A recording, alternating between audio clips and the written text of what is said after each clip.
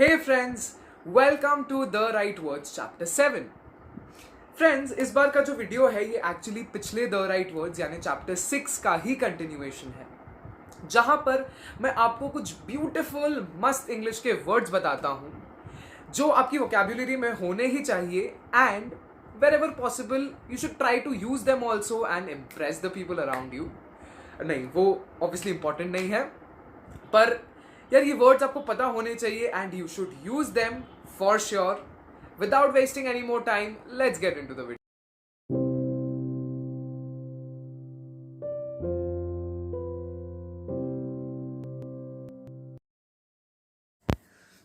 अच्छा, तो एक बार क्या होता है ना, एक स्टोरी है कि एक आदमी ट्रेन से सफर कर रहा होता है और यूं होता है कि उसका फ़ोन जो है वो डिस्चार्ज हो गया होता है, तो चार्जिंग पे लगाया होता है और उसके पास पढ़ने को कोई नॉवल और भी नहीं होती है. So basically had no means of passing his time.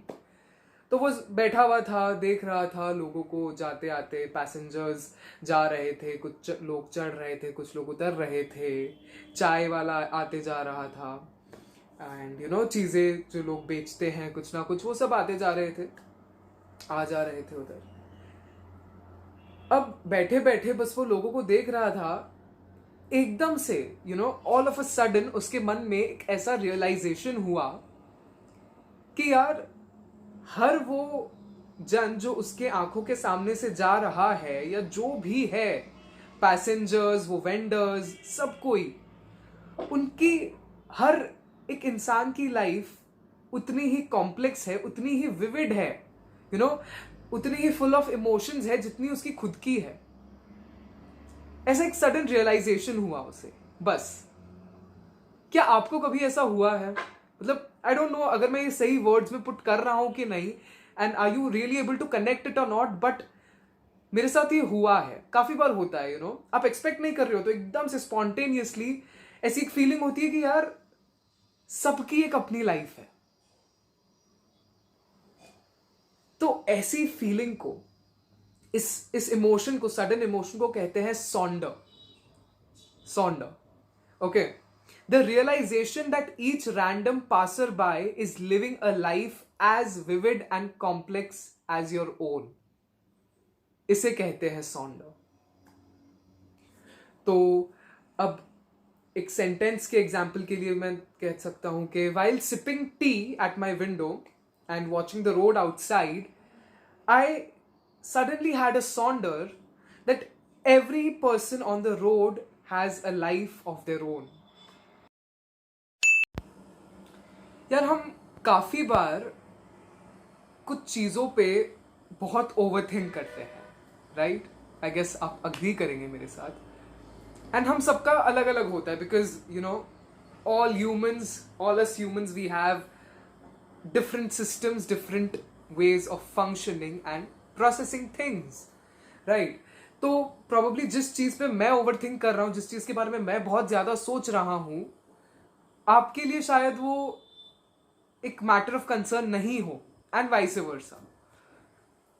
पर काफी बार ओवरथिंक करने के बाद लगता है कि यार मैं क्यों सोच रहा हूं इस चीज के बारे में इतना.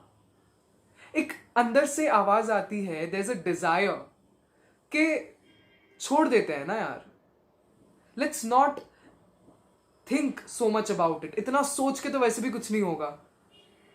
इस डिजायर को, इस थॉट को कहते हैं लिबरोसिस. ओके.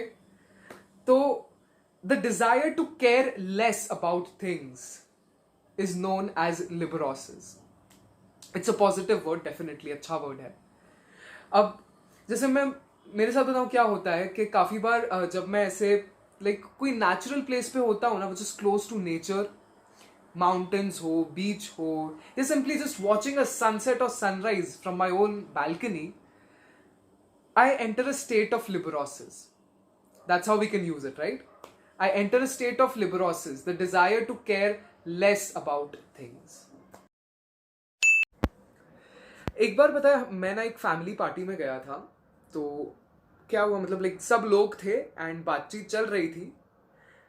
एक पॉइंट ऐसा आया कि सब जो लोग थे वो एक ही टॉपिक पे बात कर रहे थे टू ईच अदर, मतलब सब अपना बात कर रहे थे. And after that there came a point कि सब सिर्फ बात ही कर रहे थे, कोई सुन नहीं रहा था. ठीक है, there was only random speaking happening, random talking happening, I am sorry. तो ऐसी जो सिचुएशन होती है ना, आपने भी एक्सपीरियंस की होगी, where a conversation wherein everyone is just talking and nobody is listening, ऐसी सिचुएशन का एक नाम होता है. इसको कहते हैं एनेक्डकी. एनेक्डकी. आई टोटली अग्री, याद रखने में ये मुश्किल है थोड़ी, but worth remembering and to use again. अच्छा, तो इसके यूजेज तो जब से वर्ड का मतलब बता दिया, सिंपल है यूज करना इसको. लाइक कोई ग्रुप डिस्कशन में आप बोल सकते हो that let us all speak one by one and avoid anecdotes to save our time. Or yes, this is also a good example ke when the discussion about planning a surprise birthday party for a friend turned into an anecdote, I was completely pissed off. That is it for today, guys. I really do hope you liked the video. Please comment section में बताओ video कैसा लगा, और जरूर से अपने sentences comment करो इन words पे, और लाइक कर देना वीडियो को, चैनल को सब्सक्राइब कर दो ताकि आपको हमारे फ्यूचर वीडियोस मिलते रहें अपने आप. वो रेड कलर के सब्सक्राइब बटन पे हिट करो. एंड या thank you so much. Thank you for taking the time to watch this video, and thanks for watching.